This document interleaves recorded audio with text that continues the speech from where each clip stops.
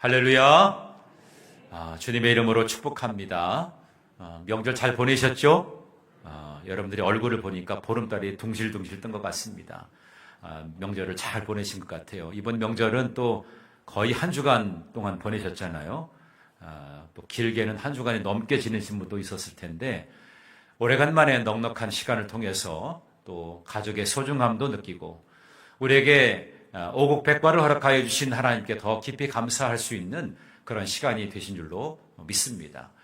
하나님께서 가장 기뻐하시고 원하시는 것은 영혼 구원에 있습니다. 한 영혼 한 영혼이 주께로 돌아오는 것을 하나님은 가장 기뻐하시죠. 우리는 11월 9일 예수랑 생명축제를 준비하면서 하나님의 마음이 어떤 마음일까를 우리가 마음에 품습니다. 그래서 저는 6번에 걸친 시간을 통해서 생명을 나누는 기쁨이라고 하는 주제를 가지고 매 시간마다 우리가 전도의 동력을 얻기를 원하는데, 우리가 지난 첫 번째 시간에는 어떤 시간을 가졌죠? 첫 번째 주에는 예수님의 긍휼한 시선으로 잃어버린 영혼을 바라보는 그런 마음을 우리가 나누었습니다. 그리고 두 번째 시간에는 복음이 믿는 자에게 구원을 주시는 하나님의 능력이 됨을 우리가 확신했습니다. 이제 오늘 이 세 번째 시간에는 그 복음의 능력을 체험한 자로 우리의 정체성을 분명히 하고 우리가 어떤 삶을 살아내야 되겠는가, 이것에 관한 그런 다짐을 다시 한번 갖게 되는 오늘 이 아침 되기를 주님의 이름으로 축복합니다. 예수님은 오늘 이 말씀에서 승천하시기 바로 전에 제자들에게 최후의 유언이면서 명령을 주셨습니다. 예수님께서 이 땅에서의 사역을 다 마치고 부활 승천하시게 되면서 승천하실 때 마지막으로 남겨주신 유언이라고 할 때는 가장 귀한 것을 맡겨주셨겠죠. 그 어느 것보다도 가장 소중한 것을 주님은 우리에게 맡겨주셨습니다. 그 당시 제자들에게만 주신 것이 아니라 이제는 시간과 공간을 초월해서 우리에게도 동일한 그런 지상 명령을 주셨어요. 우리는 이 말씀 속에서 우리의 존재 목적과 사명을 다시 한번 일깨우게 하는 이 말씀에 귀를 기울일 필요가 있습니다. 오늘 말씀이 뭐라고 말씀하셨어요? 오직 성령이 너에게 임하시면 너희가 권능을 받고 예루살렘과 온 유대와 사마리아와 땅 끝까지 이르러서 내 증인이 되리라. 우리의 정체성은 뭐냐면 증인입니다. 증인은 자기가 보고 듣고 느끼고 체험한 바를 전하는 사람입니다. 증인은 그냥 알고만 있는 것이 아니라 전하는 사람이, 당당하게 외치는 사람이 증인인 거죠. 주님은 증인이 되리라 말씀하셨어요. 복음의 능력은 우리에게 증인으로서의 삶을 살아가도록 합니다. 특별히 오늘 이 말씀 속에서 우리가 어떤 삶을 살아내야 되겠는가, 증인으로서 어떤 삶을 살아내야 되겠는가, 우리가 세 가지로 함께 말씀 속에서 발견하기를 원합니다. 첫 번째, 증인은 성령 충만을 통해서 권능을 얻습니다. 우리 증인은 어떻게 권능을 얻게 되느냐? 성령 충만을 통해서 권능을 얻게 된다는 겁니다. 오늘 말씀에 보면 오직 성령이 너에게 임하시면 너희가 권능을 받고 그랬습니다. 권능을 받을 수 있는 비결을 우리에게 말씀해 주고 있죠. 어떻게 해요? 다른 것이 아니라 오직 성령의 충만함을 입을 때, 우리에게 성령이 임하게 되면 우리가 권능을 받게 된다는 것입니다. 예수님은 제자들에게 망부간내로 나가서 전도하라고 하지 않으셨어요. 너희들 성령을 받기 전까지는 예루살렘에 머물러서 기다려라. 성령이 너희에게 임할 때까지 너희들은 기다려라. 그렇게 주님은 말씀하셨습니다. 왜일까요? 성령이 임해야 복음을 전할 수가 있기 때문입니다. 담대함이 생기고 지혜로움이 생기고 자신의 삶이 변화가 일어나고 그 사실들을 전할 수 있게 된다는 거예요. 인간적인 힘으로는 한계가 있어요. 나의 지식, 나의 경험, 나의 삶의 노하우, 이런 여러 가지가 있겠지만 그 많은 것으로 내 힘 가지고는 부족합니다. 성령이 내 안에 임해야 내가 권능을 입을 수가 있게 되는 겁니다. 여기 오늘 권능이라고 하는 말이 나오는데요. 이 권능이라는 말이 헬라어로는 디나미스라고 하는 말입니다. 디나미스. 이거는 단순하게 일반적인 힘을 말하는 것이 아닙니다. 초자연적인, 가능하지 않은 것을 가능케 하는 초자연적인 능력을 말하는 것입니다. 또 기적을 일으키는 능력, 이것을 바로 권능이라고 말하는 거예요. 아주 폭발적인 힘을 갖고 있는 것이 바로 권능입니다. 여러분, 다이너마이트 있죠. 노벨이 발명한 이 다이너마이트는 바로 이 디나미스에서 파생된 말입니다. 아주 강력한 힘을 가지고 있다는 거죠. 여러분, 성령이 임하게 되면 우리가 이전에 경험하지 못하였던 강력한 힘을 얻게 된다는 것입니다. 저는 우리 사랑하는 에덴교회 모든 성도님들이 권능을 힘입기를 주님의 이름으로 축복합니다. 여러분이 성령이 임하게 되고 성령의 충만함을 힘입어서 하나님께서 내려주시는 그런 권능이 여러분 가운데 임하게 되기를 주님의 이름으로 축복합니다. 여러분, 충만하다는 것은 어떤 뜻을 말합니까? 지배를 받는다는 거예요. 여러분, 술 취한 사람은 술의 지배를 받죠. 성령에 취한 사람, 성령의 충만함은요, 성령의 지배를 받기 때문에 내 생각과 내 의지보다도 성령께서 일하시도록 하는 것에 대해서 내가 순종하는 거예요. 그게 성령 충만입니다. 그래서 내가 움직이는 것이 아니라 내가 활동하는 것 같지만, 내가 말하는 것 같지만 성령이 나에게 말씀해 주시고 가르쳐 주셔서 그것을 내가 전하게 되는 거예요. 그래서 우리 믿음의 사람들에게는 성령 충만을 받아야 되는 것입니다. 성령이 내 안에 임하게 되면 세 가지의 사실이 나타나게 됩니다. 첫 번째로는 담대함이 생기게 돼요. 두려움이 사라지고요. 복음을 전하는 것에 대해서 망설이거나 두려워하는 마음이 갖지 않습니다. 담대함이 생기게 된다는 거죠. 두 번째로는 지혜로움이 생기게 됩니다. 복음을 어떻게 전해야 될지, 어떤 말을 해야 될지, 어떤 방법으로 접근해야 될지 그런 지혜로움이 우리에게 덧입히게 돼요. 그리고 마지막 세 번째로는 삶의 변화가 일어나기 시작합니다. 이전에 경험하지 못했던 내 삶에 새로운 변화가 일어나기 시작합니다. 사람의 인격이나 성품은 잘 바뀌어지지 않아요. 삶의 습관은 잘 바뀌어지지 않습니다. 그런데 성령이 내 안에 임하게 되면 성령이 나를 지배하지 않습니까? 나의 잘못된 습성들이 바뀌어지게 돼요. 나의 그릇된 사고방식의 틀을 다시금 새롭게 기경하게 되는 것입니다. 그게 성령의 충만함을 입은 자의 모습인 겁니다. 여러분, 초대교회의 베드로를 보십시오. 베드로는 예수님께서 고난받으시고 십자가의 길을 걸어가시게 될 때에 예수님을 모른다고 3번이나 부인했어요. 주님을 따라다녔던 제자였습니다. 더군다나 그는 수제자였어요. 최측근에서 가장 가까이에서 주님을 경험하였던 자였습니다. 그런데 주님을 모른다고 3번이나 부인했어요. 얼마나 비겁한 자였습니까? 얼마나 겁쟁이였습니까? 그런데 오순절 마가의 다락방에서 그가 성령을 받게 되니까 삶이 완전히 바뀌어지게 되었어요. 수많은 사람 앞에서 두려워 떠는 것이 아니라 이제 담대함으로 주님의 부활을 증거하는 그런 복음 전도자가 된 줄로 믿습니다. 그에게 삶의 변화를 일으킨 것이 무엇이었겠어요? 그에게 어떤 특별한 개인적인 역량이 있어서 그런 것이 아닙니다. 그에게 임하신 성령의 권능에서부터 비롯되게 된 것입니다.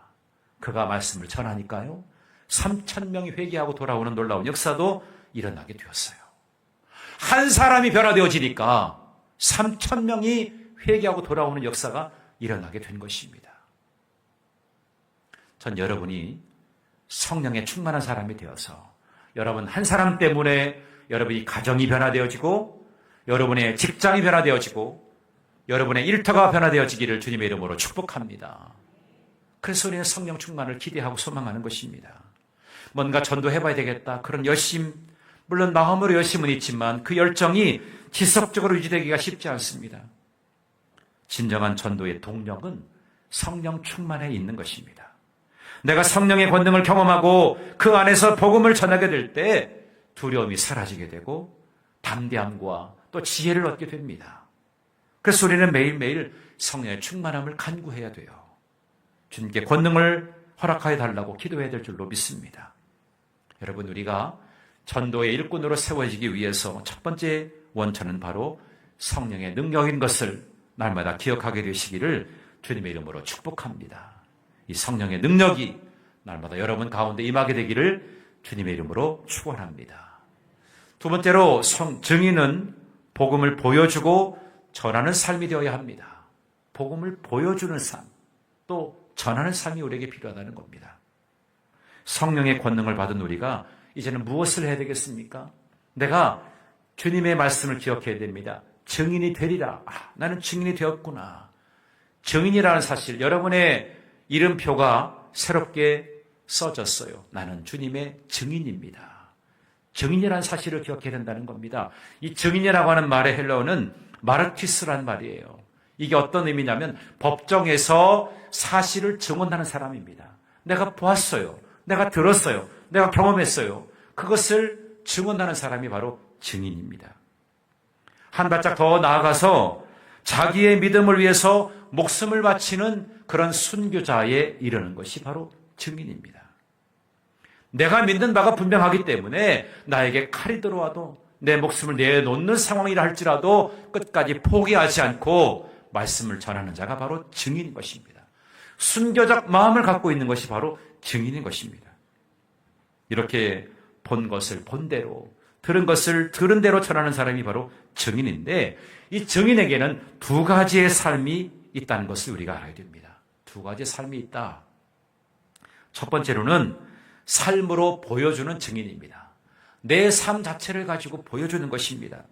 여러 가지의 말보다도 우리의 삶은 더 많은 영향력을 끼치게 됩니다. 여러분, 믿지 않는 사람들은요, 교회를 보는 것이 아니라 교회를 다니는 사람을 봅니다. 교회가 어떠냐 이걸 보는 게 아니라 교회를 다니는 사람이 어떤 사람이냐 이거를 보게 된다는 거예요. 우리가 진정으로 변화된 삶을 살고 있는가? 그것이 그들에게 가장 강력한 증거가 되는 것입니다. 여러분이 교회를 통해서 말씀을 듣고 말씀대로 행하고자 하는 그런 마음이 여러분의 삶의 자리에서 그대로 진행되게 되면 그것이 사람들에게 깊은 은혜가 되고 감동이 된다는 겁니다. 아, 예수 믿는 사람이 이렇게 다르구나. 그 사실을 통해서 주님을 만날 수 있는 접촉점이 되는 거예요. 그런데 교회를 분명히 다니긴 하는 것 같은데 우리와 거반 다를 것이 없고 오히려 더 좋지 않은 영향을 끼치게 되면 교회 가야 소용없어. 저 사람 봐. 쓸모없어. 이런 일이 생겨나게 된다는 겁니다. 그래서 우리가 성령 충만을 받고 우리가 권능을 힘입어서 증인된 삶을 살아가는 자들에게는 몇 가지의 특징이 있습니다. 첫 번째로는 배려와 친절이 있다는 거예요. 배려와 친절이 있다. 작은 친절과 배려, 정직함은 다른 사람의 마음을 움직이게 하고 그 마음을 열게 합니다. 여러분 직장에서도 보세요. 성실한 사람, 그 사람은 저 사람 정말 신앙생활 하는데 내가 정말 본받고 싶다. 그래서 그 사람을 보면서 마음을 열고 싶어하는 마음이 있고 그 사람과 좀 가까이 하고 싶어하는 마음이 있다는 말입니다. 배려와 친절이 그러한 놀라운 일들을 일어나게 하는 것입니다. 두 번째로는 회복과 용서가 있습니다. 갈등과 상처 속에서도 내가 먼저 용서하고 화해를 모색하는 겁니다. 좌절 속에서도 다시 일어날 수 있는 모습은 복음의 능력을 이렇게 증명하게 되는 겁니다. 그리고 경청과 공감입니다. 다른 사람의 이야기를 잘 들어주는 거죠. 그리고 그들의 아픔이나 기쁨을 함께 같이 해주는 거예요. 공감해주는 것입니다. 특별히 어려운 처지에 있는 사람들의 그 마음에 공감하게 되면 마음을 열고 자기가 무엇 때문에 힘들어하는지 이것까지도 함께 나누게 된다는 겁니다. 상대방의 필요를 먼저 알아차리는 것이 이런 관계 전도의 시작이라는 거예요. 또 어려움 속에서의 평안입니다. 일반적으로 세상에 속한 사람들은 힘들고 어려운 문제가 생겨나게 되면 좌절하지요. 그렇지만 우리 믿는 믿음의 사람들에게는 믿음이 있기 때문에 그 힘든 과정 속에서도 끝까지 인내합니다. 주님이 주시는 소망을 가지고 그 평안을 가지고 지금 당장은 어렵고 힘들지만 소망을 가지는 삶이기 때문에 잘 이겨나간다는 거죠. 그게 권능을 지닌 사람, 증인의 삶에 나타나게 되는 특징이라는 겁니다. 그리고 관심과 섬김입니다. 누군가에게 그 필요를 채워주는 작은 섬김은 그들의 마음의 문을 여는 열쇠와도 같은 것입니다. 그러면서 이제 자연스러운 간증으로 이어지게 되는데 거창한 설교를 할 필요가 없습니다. 하나님께서 어떻게 나에게 은혜를 입혀주셨는지 그것을 그냥 자연스럽게 이야기하면 돼요. 내가 하나님의 사랑을 경험했더니 그분이 나에게 이렇게 평안을 주셨고 힘들고 어려웠지만 다시금 일어날 수 있는 힘을 주시게 되었다. 이것을 우리가 간증하는 거죠. 그래서 예수님 때문에 내가 변했다. 예수님 덕분에 이 큰 어려움을 이겨냈다. 이것을 여러분이 간증하게 될 때에 다른 이들에게, 전도의 대상자들에게는 큰 울림이 될 수가 있게 된다는 것입니다. 이렇게 삶으로 보여지는 그러한 증인이 된다는 겁니다. 두 번째로는 입술로 선포하는 증인입니다. 이제 삶으로 보여주는 만큼이나 더 중요한 것이 입술로 우리가 복음을 전하는 것입니다. 삶의 증거가 상대방의 마음을 열었다면, 이제 마음이 열려졌잖아요. 그러면 거기에 이제 복음이 들어가도록 우리가 잘 준비되어진 복음의 메시지가 필요합니다. 그래서 첫 번째로는 준비된 복음 메시지가 필요한 겁니다. 주님이 어떠한 분인가? 복음이라고 하는 것이 무엇입니까? 우리에게 참된 기쁨의 소식 아니겠어요? 그 기쁨의 소식은 뭐예요? 예수님께서 나를 위해서 십자가에 달려 죽으심으로 내 모든 죄를 사함받게 되고, 나는 하나님의 자녀가 돼서 하나님과의 깨어지고 단절된 관계가 회복된 것, 다시금 우리가 치유된 것, 하나님과 우리와의 관계, 화목의 관계로 이어지게 되었다는 사실, 이것을 전하는 것입니다. 아니, 믿지 않는 사람들에게 하나님이 뭐 필요가 있겠습니까? 그러나 우리는 하나님의 지으심 받은 자들이라는 사실, 나는 피조물이고 하나님은 창조주가 되신 분이라고 하는 것, 그 관계, 깨어진 관계가 예수 그리스도를 통해서 새롭게 열려지게 되었다는 사실을 증거하는 거지요. 주님은 요한복음 14장에서 나는 길이요 진리요 생명이니 나로 말미암지 않고는 아버지께로 갈 자가 없느니라 말씀했습니다. 예수 그리스도의 말로 우리의 길이 되시고 생명이 되시고 진리가 되시는 줄로 믿습니다. 이것을 전하는 거죠. 많은 것을 전할 필요가 없습니다. 주님이 나의 구조가 되시고 나의 참 구조가 되심을 증거하는 것입니다. 준비된 복음 메시지가 필요하다는 거예요. 그리고 두 번째로는 영적인 분별력이 필요합니다. 어떤 상황에서 어떻게 분별해서 이들에게 잘 복음을 전할 것인가. 때와 형편과 상황과 방법을 우리가 잘 분별하고 전할 수가 있어야 된다는 겁니다. 그리고 마지막 세 번째로는 이 모든 것을 위해서 뭘 해야 되겠어요? 기도해야 되는 겁니다. 기도하자. 우리가 199명의 초청 대상자들을 놓고 우리가 기도하지 않습니까? 우리가 기도하는 순간에 하나님은 천사 집합종을 칩니다. 땡땡땡 치면서 천사들 다 집합해라. 저 성도에덴 교회에서 전도 대상자들을 놓고 199명을 놓고 기도하는데 그 이상의 많은 이들이 찾아와서 주의 말씀을 들을 수 있도록 너희들이 가서 힘써 그들의 마음질 움직여라. 천사들을 집합종을 친다는 겁니다. 하나님께서. 그럴 때 하나님이 여러분들의 그 기도 소리에 들으시고 여러분들이 선포하는 그 이름 한 명 한 명을 하나님께서 기억하신 바 되어서 그들의 마음을 움직이시게 할 줄로 믿습니다. 꾸준하게 기도하자는 것입니다. 그럴 때에 하나님께서 일하기 시작하신다는 겁니다. 우리는 증인의 삶을 살아가는 거예요. 삶으로 보여주는 것, 그리고 입술로 고백하고 전하는 그런 증인의 삶이 우리에게 필요하다는 겁니다. 나는 증인이라는 사실 항상 염두할 수 있게 되기를 주님의 이름으로 축복합니다. 제가 추석 명절 때 본 영화가 하나 있습니다. 집에서 영화를 봤는데요. 7번 방의 선물이라고 하는 영화를 봤습니다. 여러분 보신 적 있으시죠? 벌써 지금 한 12년이 지났습니다. 2013년에 개봉했던 영화인데요. 여기 보면 가운데에 있는 인물이 주인공인 이용구라고 하는 주인공입니다. 이분은 지적 장애를 가졌지만 아주 순수하고 따뜻한 마음을 지니고 있었던 인물입니다. 그런데 안타깝게도 억울한 살인자의 누명을 쓰고 교도소에 수감되게 됩니다. 7번 방에 수감되게 되는데 그 재수자들은 처음에 이 용구를 보면서 저 못된 살인자, 저 못된 놈, 흉악범으로 생각했습니다. 그런데 함께 생활하면서 이 용구 씨가 얼마나 순수하고 어린 나이에 같은 마음을 갖고 있는지, 그리고 자기 딸 예승이를 향한 그 지극한 사랑이 얼마나 지극한지 그것을 옆에서 느끼게 됩니다.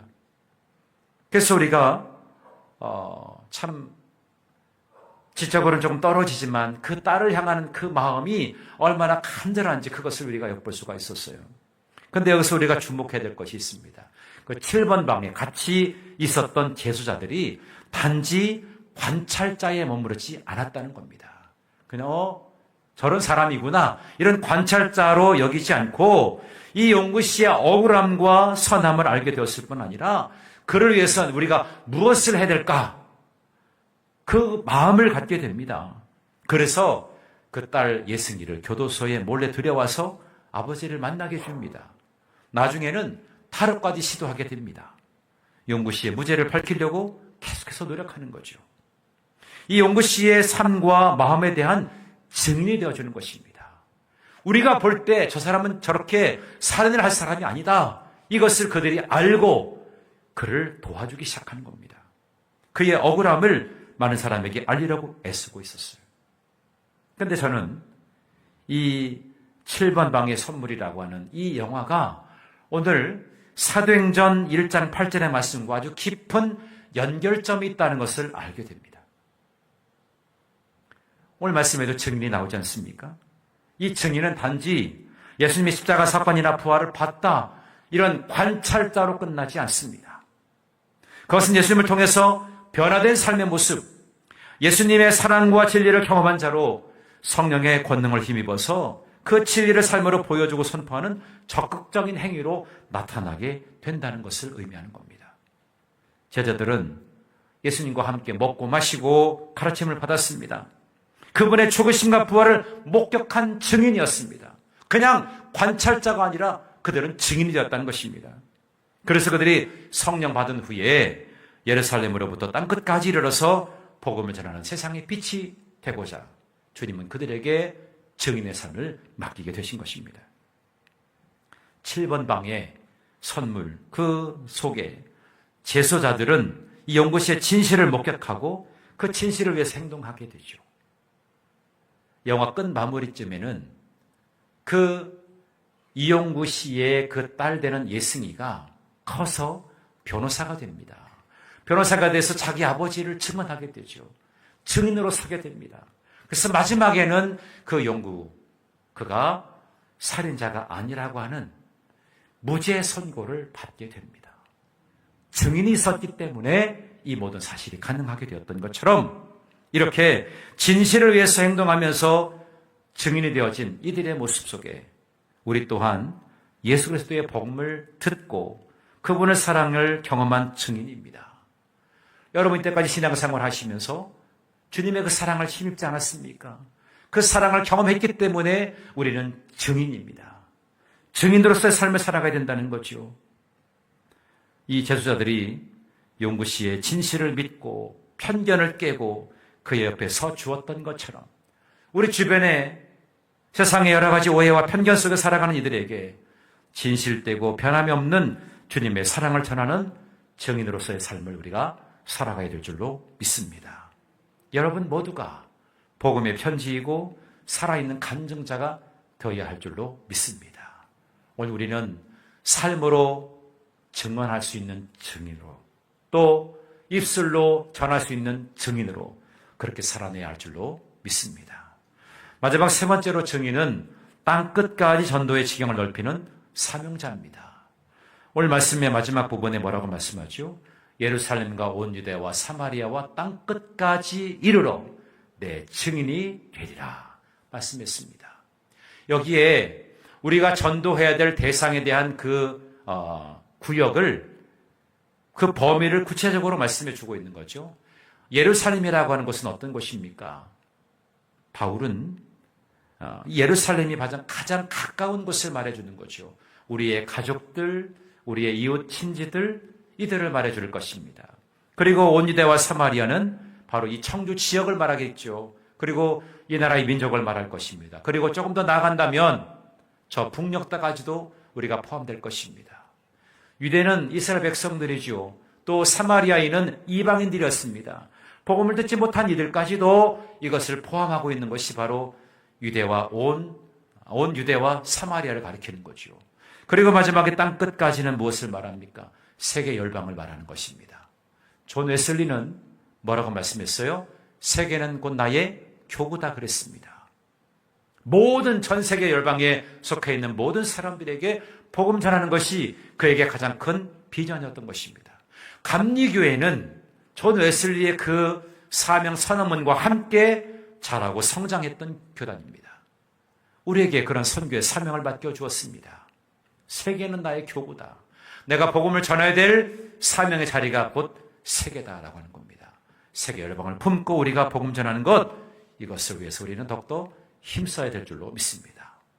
오늘 증인은 단지 내가 알고 있는 사람들만을 전하는 것이 아니라 때로 내가 알지 못하는 사람, 내가 불편한 사람, 나와 관계가 다른 문화권에 속해 있는 사람들이라 할지라도 그들을 전도 대상자로 품고 우리가 전도하고 선교하는 것입니다. 선교하게 될 때 하나님은 놀라운 역사를 일으켜 주시는 줄로 믿습니다. 어떤 열매가 있겠습니까? 먼저는 교회가 성장하게 되는 겁니다. 교회의 성장이 일어나게 되는 거죠. 한 영혼의 구원받고 교회 지체로 돌아오게 될 때 양적으로 성장하게 되지 않겠습니까? 양적으로 성장하게 됩니다. 또 한 가지 영적인 부흥이 일어나게 됩니다. 전도에 대한 열정이 교회를 영적으로 깨우게 되고 또 성도들의 믿음을 더욱더 불타오르게 합니다. 여러분, 교회가 전도하는 교회가 되고 선교하는 교회가 된다는 것은 그 교회가 살아있다는 증거입니다. 여러분, 무덤에서는 아무런 역사가 일어나지 않아요. 그런데 여러분 시장 가보세요. 막 정신없죠. 막 사람들이 막 바글바글하고 살아있는 것 같잖아요. 예전에 제가 학교 다닐 때 대전에 대전역 앞에 큰 시장이 있었거든요. 가끔 가게 되면 막 얼마나 사람들이 많은지 퍽적퍽적한지 막 정말 살아있는 것 같아요. 무덤하고 시장하고는 완전히 다르지 않습니까? 교회가 무덤 같아서는 안 됩니다. 잠잠하고 조용하고 아무것도 없고 그런 곳이 아니라 시장처럼 북적북적하면서 이곳에서 기도 운동이 있고 이곳에서 전도하자고 그러고 이곳에서 말씀 공부하는 것이 있고 이곳에 다양한 사역들이 있고 이러한 살아있음을 증거할 수 있어야 되겠죠.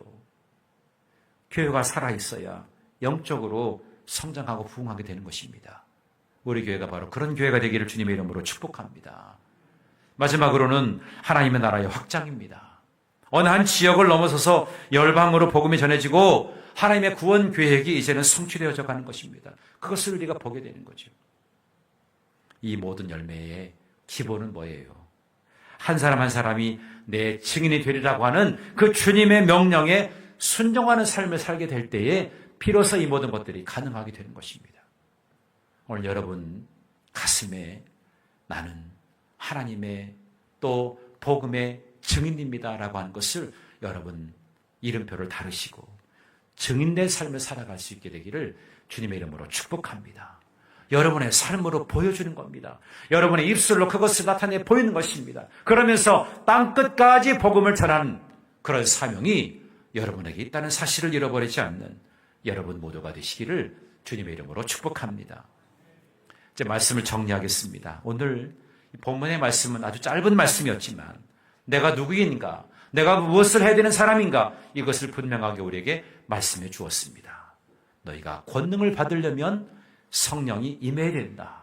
성령이 임하게 될 때 우리가 권능을 받아서 예루살렘과 온 유대와 사마리아와 땅끝까지 이르러서 우리는 증인된 삶을 살아가게 되는 것입니다. 전도의 사명의 원천은 성령 충만을 통해서 얻어지는 권능입니다. 우리는 삶으로 보여주고 입술로 전하는 주님의 증인입니다. 그리고 전도의 지경은 예루살렘과 온 유대와 사마리아와 땅끝까지 확장되어져야 한다는 것입니다. 이것을 놓치지 않는 여러분 모두가 되기를 바랍니다. 이번에 11월 9일 예수사랑 생명축제는 우리가 바로 주님의 지상 명령에 순종하는 달입니다. 성령의 능력을 힘입어서 여러분 담대히 나아가시기 바랍니다. 여러분 마음속에 품은 전도 대상자들을 기쁨으로 맞이하고 그들을 영접할 수 있도록, 그래서 여러분의 그 작은 순종이 놀라운 생명의 역사로 이어질 것, 그래서 생명을 나누는 기쁨을 소유하게 되는 여러분 모두가 되기를 간절히 바랍니다. 이 시간에 잃어버린 한 영혼을 향한 하나님의 마음을 가지고 성령의 권능을 간구하고 주께서 우리에게 허락하여 주신 가장 귀한 사명인 이 증인의 삶을 살아가기로 결단하게 되시는 여러분 모두가 되시기를 주님의 이름으로 축복합니다. 우리 말씀을 기억하면서 함께 다시 한번 찬양하겠습니다. 할 수 있다 하면 된다 해보자. 함께 찬양하겠습니다. 박수 치면서 찬양하겠습니다. 할 수 있다 하면 된다 해보자. 믿는 자에게 능치 못함이 없으리라.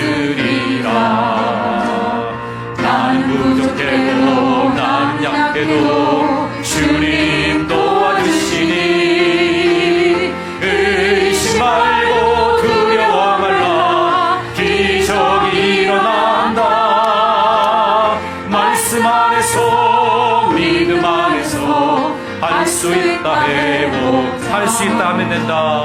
할 수 있다 하면 된다. 해보자. 믿는 자에게 능치 못함이 없으리라. 믿음 가지고 꿈을 가지고 주님 바라보아라. 성령님이 도와주신다.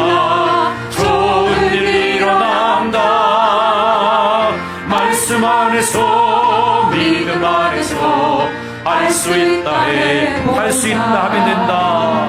할 수 있다 하면 된다. 해보자.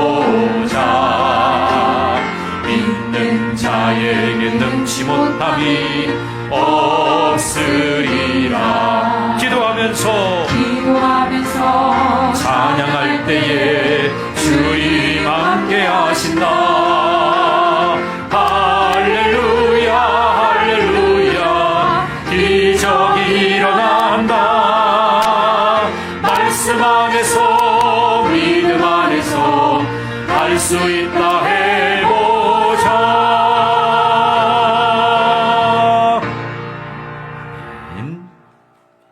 기도하겠습니다. 존귀하신 아버지 하나님, 우린 잃어버린 한 영혼을 향한 하나님의 마음을 갖기 원합니다. 성령의 권능을 간구하면서 주께서 우리에게 허락하여 주신 가장 귀한 사명, 이 증인의 삶을 멋지게 살아내는 주의 자녀들 되게 하여 주옵소서. 먼저 하나님, 우리에게 성령의 충만함을 힘입도록 도와주옵소서. 그래야 권능을 입습니다. 그래야 담대함을 얻고 지혜로움을 얻고 삶의 변화가 일어나게 되는 줄로 믿습니다. 그 변화된 삶을 통해서 이제 우리가 삶으로 드러내 보이게 하여 주시고, 또 입술로 복음을 증거하는 저희들의 삶이 되게 하여 주셔서 이제 우리의 사역의 지경, 복음의 지경을 넓혀가는 주의 자녀들 되게 하여 주옵소서. 우리의 가족들, 우리의 이웃들, 이제는 그 울타리를 넘어서서 이 청주 지역과 대한민국과 이 북녘 땅을 향해서도 그런 마음을 품게 하여 주옵소서. 이제 세계 열방 가운데 세계는 나의 교구라고 하시는 그 말씀을 염두하면서 세계 복음 전파에 우리가 더욱더 관심을 갖게 되는 주의 자녀들 되게 하여 주시옵소서. 이번 11월 9일은 주께서 우리에게 그 증인의 삶을 나타내 보이도록 우리에게 말씀해 주신 말을 순종하고 따르게 되는 그런 날인 줄로 믿습니다. 이 날을 우리가 잘 준비하게 하시고 많은 영혼들이 찾아와서 주의 놀라운 음성에 귀를 기울이고 삶의 새로운 변화가 임하게 되는 놀라운 날이 될 수 있도록 하나님 도와주옵소서. 오늘 내가 증인이라고 하는 그 이름표를 달고 나갑니다. 새롭게 마음을 가다듬고 결단합니다. 증인의 삶을 멋지게 살아내는 주의 자녀, 주의 용사들 될 수 있도록 하나님 도와주시옵소서. 이제는 우리를 죄악에서 구원하여 주신 우리 구주 예수 그리스도의 은혜와 하나님 아버지의 넓고 크신 사랑하심과 성령의 교통하심과 인도하심과 내주하심이 복음의 증인으로 힘껏 살아내기 원하는 당신의 귀한 자녀들 머리머리 위에, 이들의 가정과 일터와 사업장과 범사 위에 이제로부터 영원토록 함께 하여 주시기를 간절히 축원하옵나이다. 아멘.